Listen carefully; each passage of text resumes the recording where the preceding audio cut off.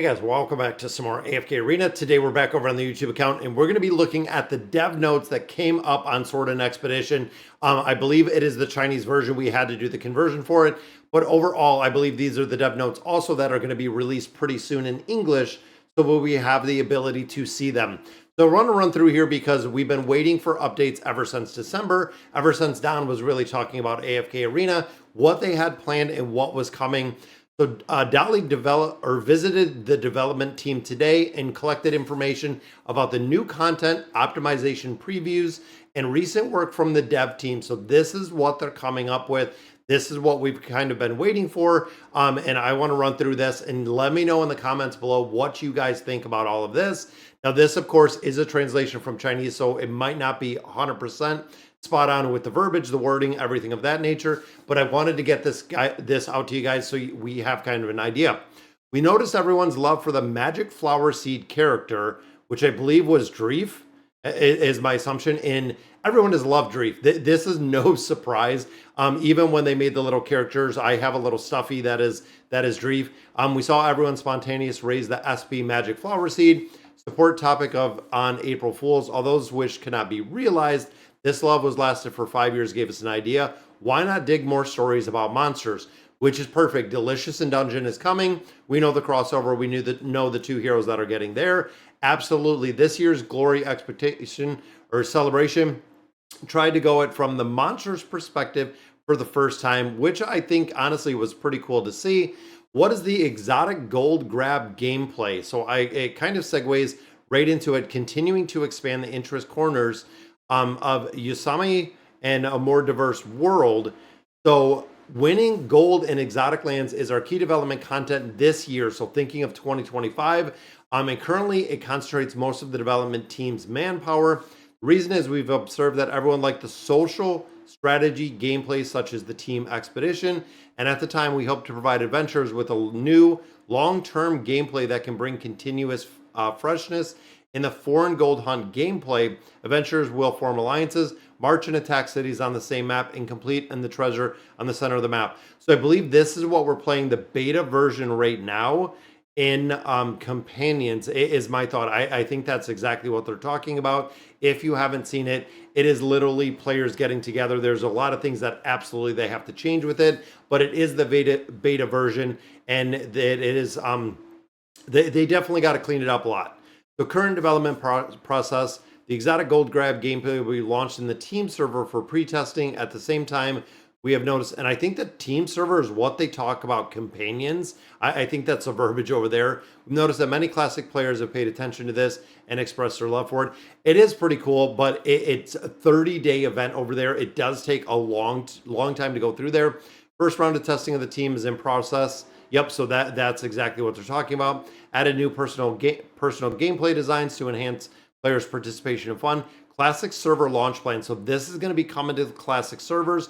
Expected to be officially in July or August, which will include more complete gameplay adjustments to the adapt to classic servers, added new content to test versions in stages, understand the expectation of classic servers players.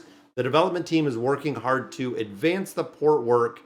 We look forward to the Golden Isle together this summer to harvest their own treasures. Okay, so future IP linkage. We also promoted IP linkage this year. The popular anime Labyrinth Rice will soon meet the popular characters Lucilla and Lenos. And I believe, again, the conversion, I believe that is Delicious and Dungeon, the Labyrinth Rice. But I believe that is the crossover that we're seeing right there. Guild leader revision. Now, this is something that had to be done and had to be done probably about 3 years ago. We mentioned in previous plan face-to-face. We will consider introducing new leaders to bring everyone a richer combat experience. At the same time, the challenge rewards will also be updated accordingly. Absolutely needed to be done with guilds. After the intensive development of the project team, we will meet soon. Here are the rules that everyone is concerned about. Collective challenge. We will add a new guild leader challenge mode and guild hunt gameplay, where guild members will collectively challenge the leader and receive guild rewards together. Okay, I could see that working. There will be multiple leaders rotating in turn, and a random theme feature will be selected in the period.